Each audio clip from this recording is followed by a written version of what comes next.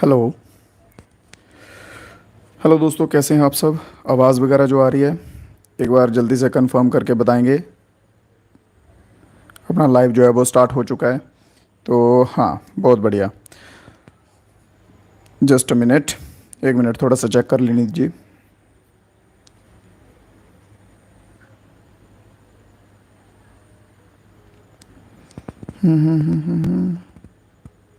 Okay, so everything fine. तो कैसे हो मेरे प्यारे दोस्तों, आप सब लोग? उम्मीद करता हूँ सब भाई बढ़िया होंगे, मज़े में होंगे एकदम। और प्रेपरेशन जो है आपकी एकदम अच्छे से चल रही होगी। क्या मैं सही सोच रहा हूँ? बिल्कुल बिल्कुल। चलिए, तो आज की क्लास जो है मेडिवल हिस्ट्री के क्वेश्चंस रहने वाले हैं, कुछ जो बचे हुए हैं, ठीक है। तो एक कल क्लास होगी, फिर मेडाइवल हिस्ट्री या मध्यकालीन भारत का इतिहास जो आप कह सकते हैं, वो हम कल जो है वो फाइनल कर देंगे। क्लियर है? तो जल्दी से सभी दोस्त जो हैं वो जुड़ जाइए। क्लास को सबसे पहले आते ही क्या करना होता है, लाइक वगैरह कर देना होता है, ठीक है। लाइक कर दीजिए, सभी दोस्त जुड़ जाइए और अपने दोस्तों के साथ शेयर भी कर दीजिएगा। तो क्लास स्टार्ट करने से पहले बता दूं, अगर किसी क्वेश्चन में कोई डाउट वगैरह रहेंगे तो कमेंट बॉक्स में बता दीजिएगा, कमेंट करके बता दीजिएगा। और लास्ट में रिव्यू जरूर दीजिएगा कि क्लास जो है वो कैसी लगी आप सभी दोस्तों को। Sandeep, Bilal, most welcome, good evening, good evening. तो चलिए स्टार्ट करते हैं बिना ज़्यादा टाइम वेस्ट किए। तो आज की क्लास का फर्स्ट क्वेश्चन क्या है कि which of these king performed a ritual called Haryana garba. देखिए, इनमें से कौन सा वह राजा था जिसने हरियाणा गरबा जो है ये रिचुअल जो है एक परफॉर्म करवाया था, ठीक है। इंग्लिश में इसे हम क्या कहेंगे, गोल्डन बॉम्ब। बॉम्ब क्या होता है? जब कोई लेडी प्रेग्नेंट होती है, ठीक है, उस टाइम पे जो उसके पेट कह सकते हैं आप, ठीक है, उसको जो है गोल्डन बॉम्ब कहते हैं। उसके रिलेटेड ये एक रिचुअल्स था। तो यहाँ पे पूछा गया है कि ये किस राजा ने जो है वो करवाया था। उम्मीद है क्वेश्चन समझ आ गया हो, ठीक है। तो ये करवाया था दंती दुर्गा ने। कौन से ने? दंती दुर्गा। ऑप्शन नंबर ए मेरे भाई बिल्कुल सही है। आप दोस्त भी ट्राई कीजिएगा, साथ साथ में आंसर्स जो हैं क्वेश्चंस के देते जाएंगे, ठीक है। दंती दुर्गा ने करवाया था, जो कि फाउंडर थे। दंती दुर्गा किसके फाउंडर थे मेरे भाई? फाउंडर ऑफ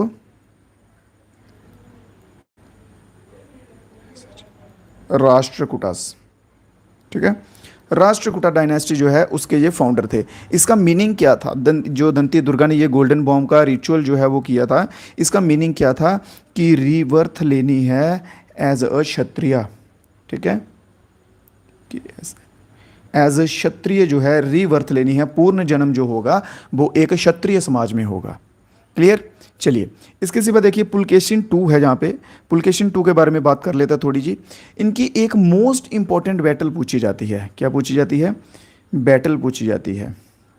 कौन सी बैटल पूछी जाती है पुलकेशिन टू की मोस्ट इंपॉर्टेंट? वो है हर्षा के साथ, बिटवीन हर्षा, ठीक है। हर्षा के साथ पूछी जाती है। ये हुई कहाँ थी? ये हुई थी नर्मदा पे, नर्मदा रिवर पे हुई थी। और इसमें हर्षा जो है वो डिफीट हो गए थे, हार गए थे पुलकेशिन टू से। क्लियर? हर्षा जो है वो पुलकेशिन टू से यहाँ पे हार गए थे। चलिए नेक्स्ट क्वेश्चन देखते हैं। अगला क्वेश्चन है, name one famous poet of Delhi sultanate who was adorned with the title of parrot of Hindustan. Most important question है, मोस्ट इंपॉर्टेंट, ठीक है। टिक मार्क कर रहा हूँ, मोस्ट इंपॉर्टेंट क्वेश्चन है। क्वेश्चन में ये कहा गया है कि हिंद का तोता, ठीक है, यहाँ पे लिखा होगा हिंदुस्तान का तोता या हिंद का तोता, पैरेट ऑफ हिंदुस्तान जो है वो किस पोइट को कहा जाता था दिल्ली सल्तनत में, ठीक है।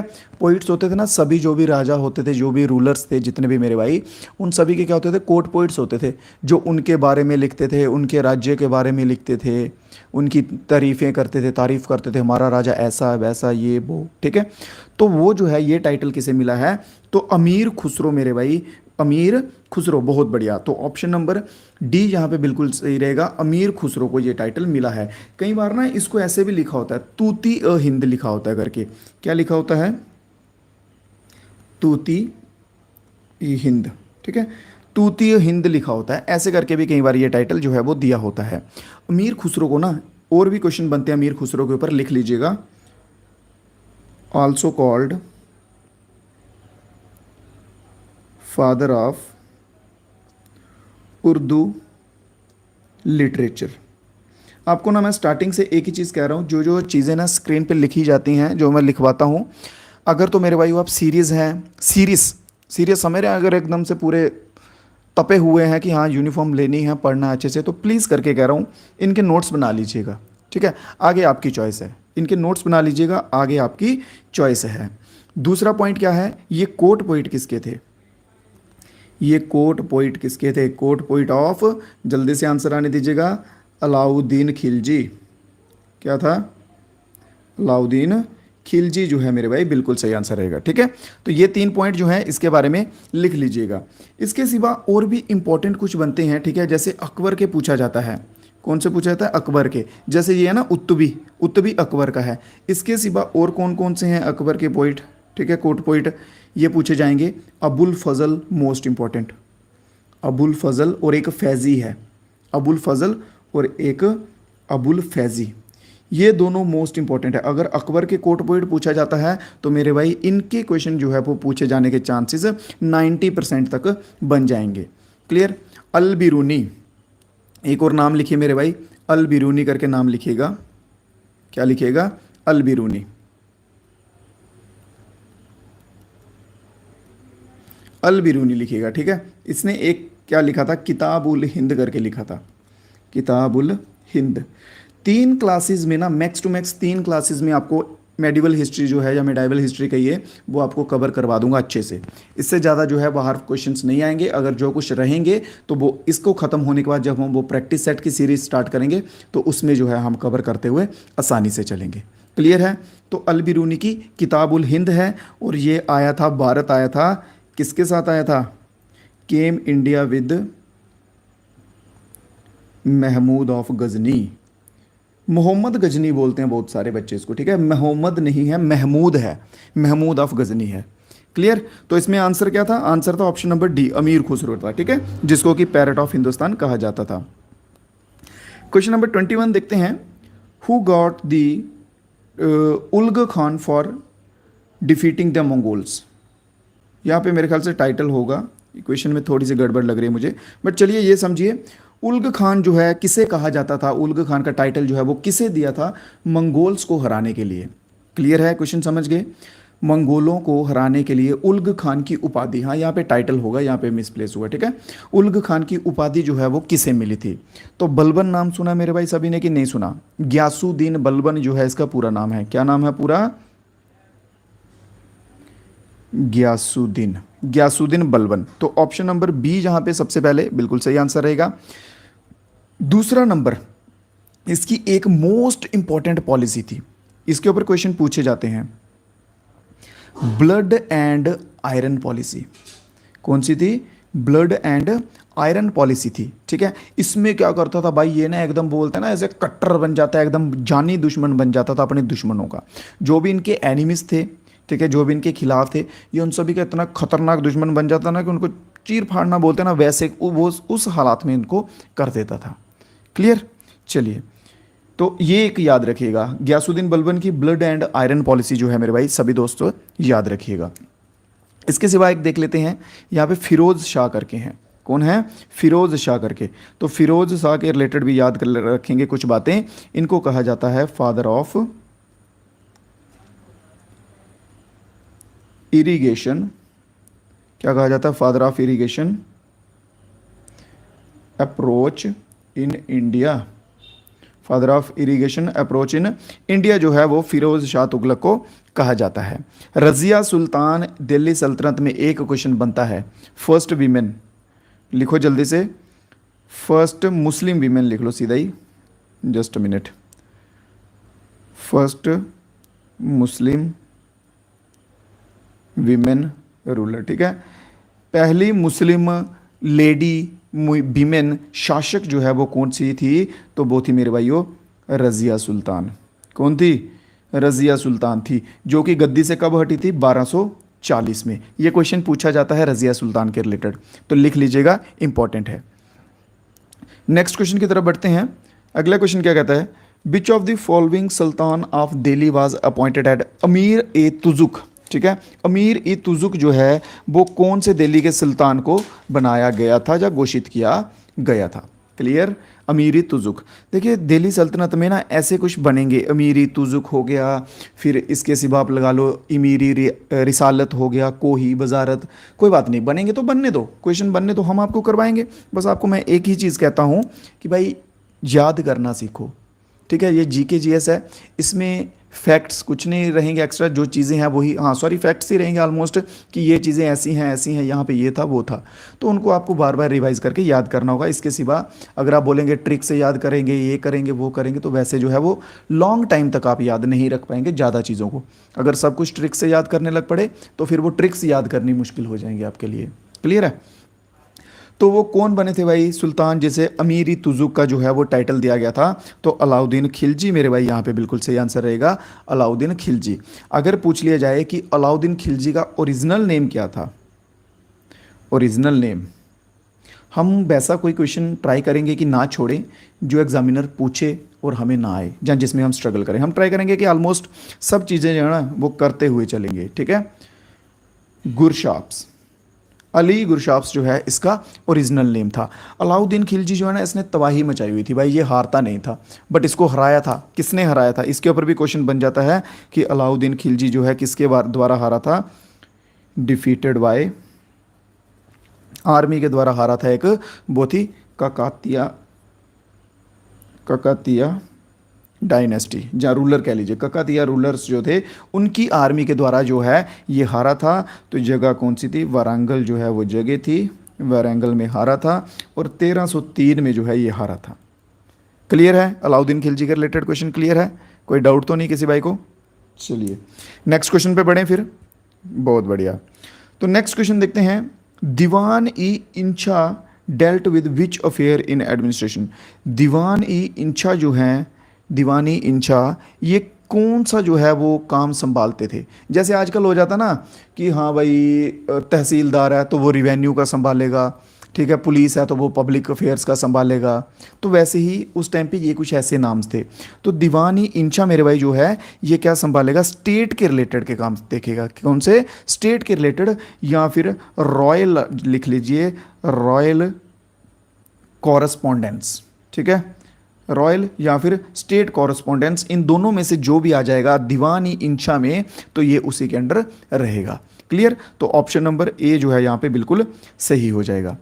नेक्स्ट क्वेश्चन है, what was the main reason for Babur victory in the battle of Panipat? Babur की ना जो 4 लड़ाई हुए हैं जो पहले, जो लगातार जीते हैं, तो उन्होंने पूछा है कि बाबर की जो पहली जो लड़ाई हुई थी, युद्ध हुआ था, कहाँ पे? पानीपत में हुआ था। ठीक है? तो वो बाबर जो है वो कहाँ, क्यों जीता था, क्या रीज़न था मेन? तो सबसे पहले एक चीज़ याद रखिए, चलो आपको एक ना ट्रिक बताता हूँ, छोटी सी एक ट्रिक बताता हूँ, याद कर सकते हैं तो कर लीजिएगा। पान खा, छोटी सी ही है, पान खा चल गर, ये याद कर लो। ठीक है? 1 नंबर पानीपत, दूसरा नंबर खानबा, तीसरा नंबर चंदेरी, और 4th नंबर पे आ जाएगी गागरा। ठीक है? ये बोल दिया है, लिख लो। 1526, 1527, 1528 और 1529, ये जो है ना ये 4 लिखवाए हैं। पान, पा से पानीपत, खान, खा से खानवा, खानवा कह लीजिए, चल से चंदेरी, गा से गागर। ठीक है? ये 4 युद्ध जो हैं ये अकबर के द्वारा, सॉरी अकबर नहीं, क्या नाम है इसका, बाबर के द्वारा जो है स्टार्टिंग में लड़े गए थे। इनके ऊपर क्वेश्चन पूछ लिया जाता है, इनकी डेट्स पूछ ली जाती हैं। ठीक है? डेट भी सीक्वेंस में 26, 27, 28, 29। ये एक छोटी सी ट्रिक बताने की कोशिश की, याद कर लो। ठीक है? अगर कर सकते हो तो। अभी आते हैं वापस हम अपने क्वेश्चन के ऊपर कि क्या मेन वजह जो है वो क्या थी। बहुत बढ़िया जुबेर, संदीप बहुत बढ़िया, बिलाल बहुत बढ़िया। सभी दोस्त ट्राई कीजिए, आंसर्स जो है वो साथ साथ में देते जाइएगा। ठीक है? और सुनिए ध्यान से, क्योंकि कुछ दिनों के बाद मैं फिर से जो है ना, जैसे लास्ट डे हमने की थी रिवीजन क्लास, वैसे फिर से करेंगे। और वैसा नहीं होना चाहिए नेक्स्ट टाइम कि आपको आंसर जो है वो ना देने आए। क्लियर है? चलिए तो बात करते हैं क्यों जीता था भाई बाबर जो है ना, उसके पास 1 नंबर तो कैवलरी बहुत तगड़ी थी। ठीक है? इसमें से आप कह सकते हैं ये 2 भी आंसर हो सकते हैं। क्यों? क्योंकि कैवलरी भी बहुत तगड़ी थी। ठीक है? तब कैवलरी क्या होती है कि जो होती है ना सेना जो चलती है नीचे घोड़ों पे, हाथियों पे, वो 1 नंबर तगड़े थे।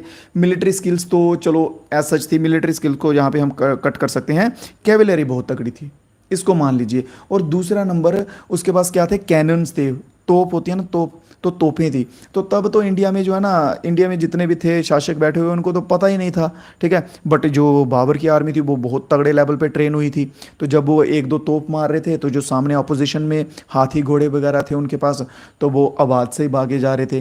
तो ये आप जो है एक मेन रीज़न कह सकते हैं, इसकी कैवलरी बहुत तगड़ी थी। अगर इन केस यहाँ पे दिया हो, गन्स वगैरह मेंशन किए हों, अगर आप नेक्स्ट टाइम क्वेश्चन आप अप्रोच करेंगे तो डेफिनेटली आप उसके साथ जा सकते हैं, ठीक है। मैंने आपको चीज़ें बता दी हैं। क्या था, एक नंबर कैवलरी बहुत अच्छी थी, दूसरे नंबर ये गोले बारूद तोपों गन्स उनका इस्तेमाल कर रहा था, जो कि और किसी के पास तब नहीं थे।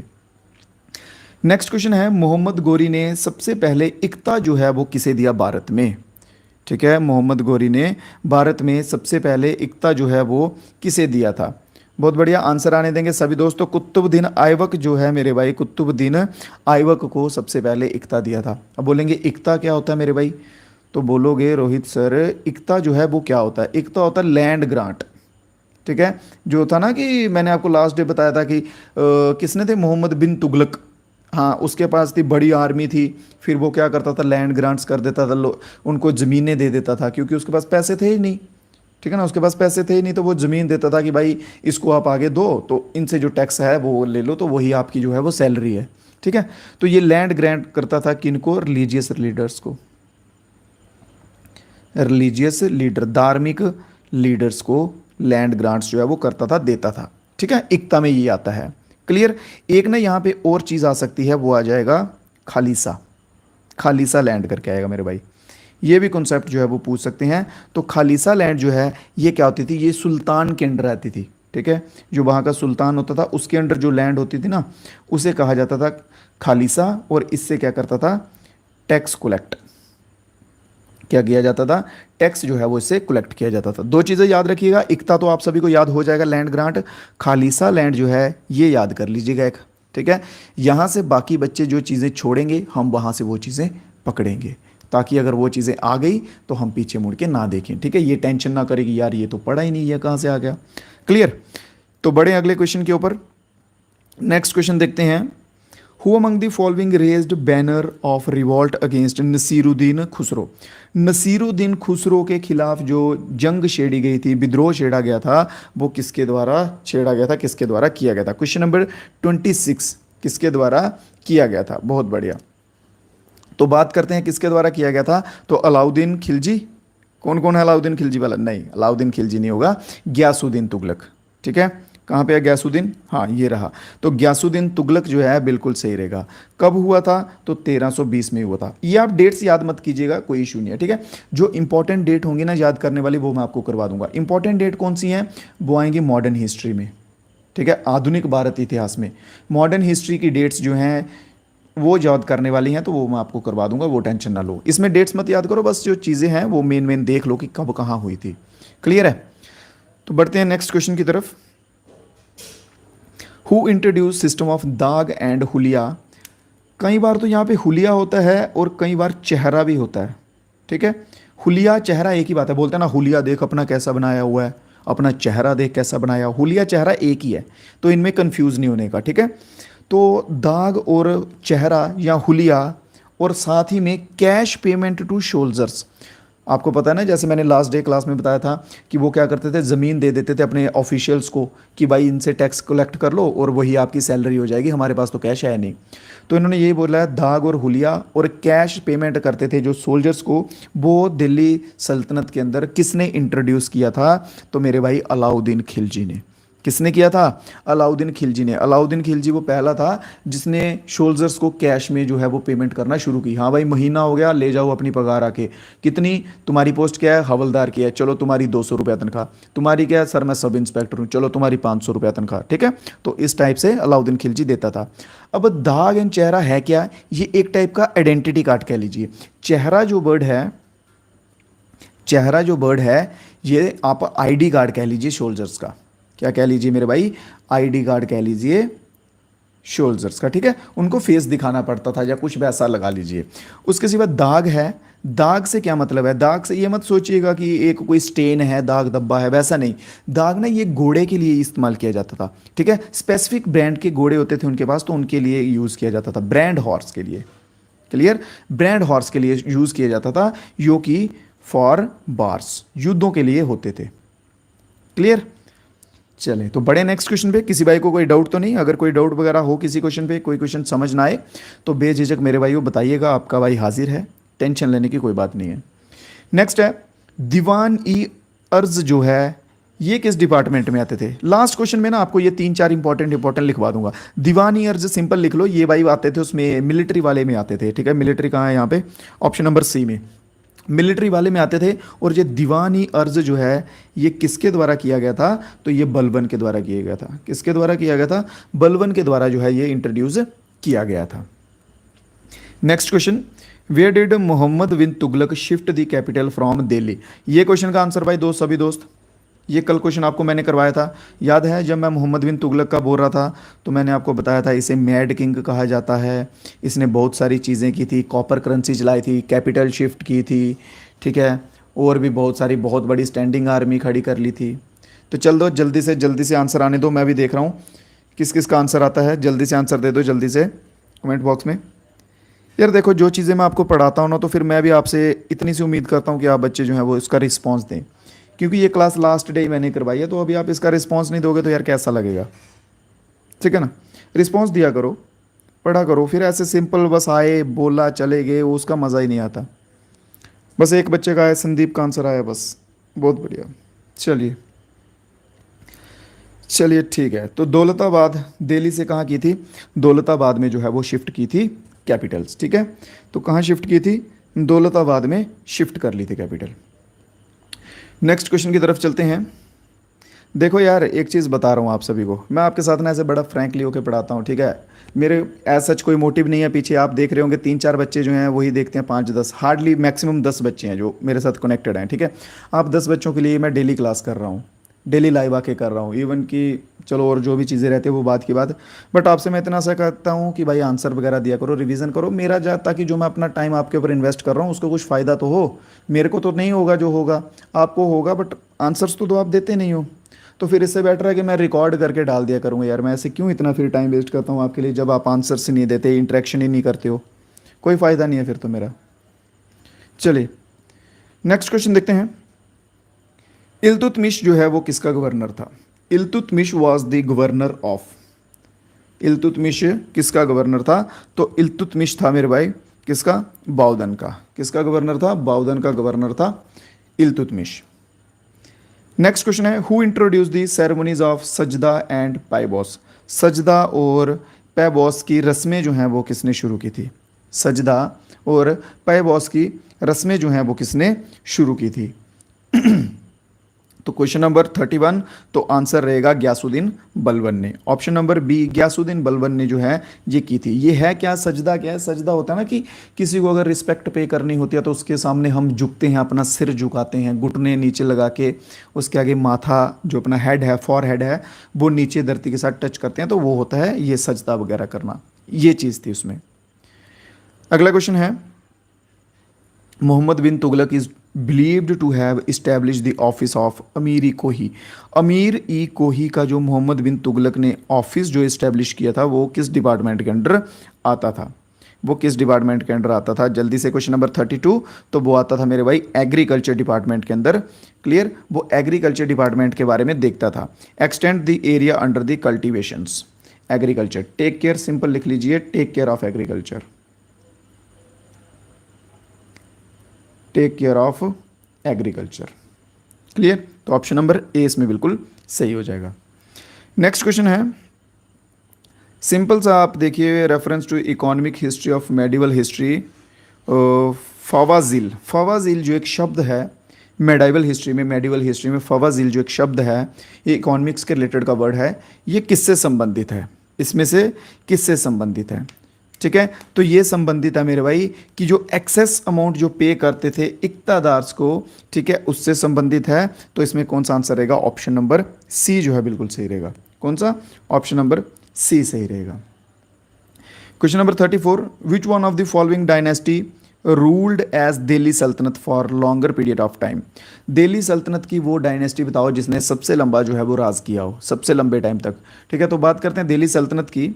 तो दिल्ली सल्तनत जो है इसका टाइम पीरियड क्या रहा है, ये 1206 से स्टार्ट होके 1526 के टाइम पीरियड तक आप कह सकते हैं चली है, ये इसका दिल्ली सल्तनत का टाइम पीरियड है।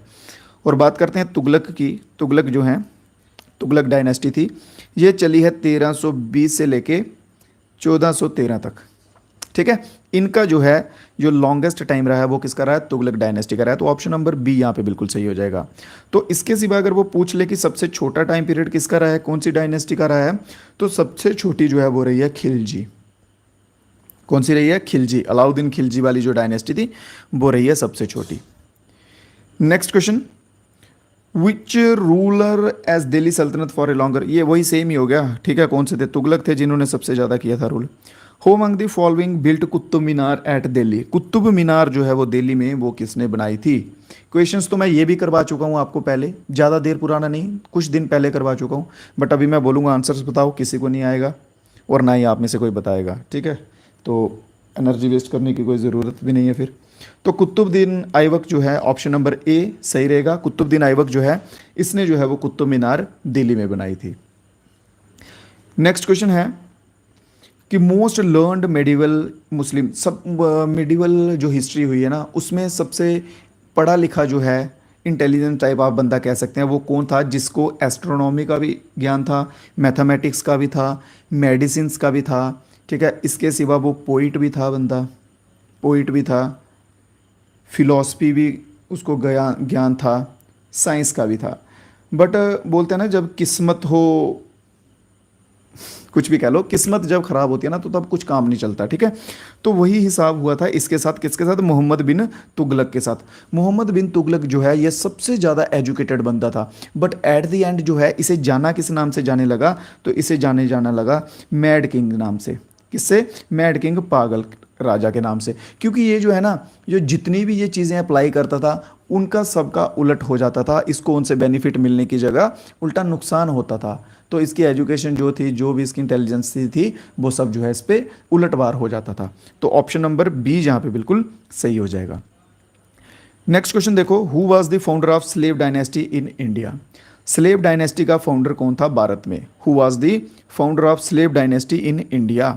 भारत में मुगल वंश का संस्थापक कौन था। तो स्लेव डायनेस्टी जो है मेरे भाई ये किसने फाउंड की थी, तो कुतुबुद्दीन ऐबक रहेगा आंसर आपका बिल्कुल सही। तो स्लेव डायनेस्टी कुतुबुद्दीन ऐबक ने स्टार्ट की थी। नेक्स्ट क्वेश्चन है, Mohammad bin Tughlaq moved his capital from Delhi to which place. Mohammad bin Tughlaq ने दिल्ली से अपनी कैपिटल कहाँ शिफ्ट की थी, तो दौलताबाद में शिफ्ट की थी। ऑप्शन नंबर बी यहाँ पे सही रहेगा। नेक्स्ट क्वेश्चन है, which of the following was the head of the department dealing with religious affair. जो हेड रिलीजियस अफेयर के साथ संबंधित था, जहाँ उसके रिलेटेड चीज़ें देखता था, उसका नाम क्या था, तो सर्द उस सरदार के नाम से उसे जाना जाता था जो रिलीजियस अफेयर्स देखता था। चलिए इसके सिवा दो तीन और लिख लीजिए। रिसालत लिख लीजिए, ये किसके रिलेटेड देखते थे, पब्लिक चैरिटी, पब्लिक चैरिटी और फॉरेन अफेयर्स। ठीक है, पब्लिक चैरिटी और फॉरेन अफेयर्स को देखते थे। इसके सिवा एक लिखिए दीवान ई कोही करके लिखिए, इसके आगे दीवान ई भी है। ठीक है, ये मैं आपको सिर्फ आगे का लिखवा रहा हूँ जो मेन वर्ड है। तो कोही वाले जो थे ये थे एग्रीकल्चर, ये थे एग्रीकल्चर डिपार्टमेंट से संबंधित। और एक लिखिए वजारत, वजारत लिखिए तो वजारत थे फाइनेंस वाले। ठीक है, फाइनेंस से संबंधित इनका जो है वो डिपार्टमेंट था। क्लियर है, तो ये थी आज की क्लास। आज की क्लास के इतने ही क्वेश्चंस थे, तो क्लास जो है हमारी आज की ख़त्म हो चुकी है। अगर किसी भाई को कोई डाउट है, कोई क्वेरी है तो बता सकते हैं। ठीक है, एक चीज़ आप सभी दोस्त मेरी सुन लीजिए, मेरी साइड से एक छोटी सी अनाउंसमेंट है कि नेक्स्ट टाइम से क्लासेस जो है वो लाइव शायद ना हो। ठीक है, क्लासेस लाइव ना हो, रिकॉर्डेड क्लासेस मिलेंगी अब आपको। जिस जिस भाई को पढ़ना होगा, देखिए भाई मेरा ऐसा कुछ नहीं है कि मेरा बिजनेस चल रहा है ये वो, ऐसा कुछ नहीं है। ठीक है, 4-5 बच्चे हैं मेरे साथ।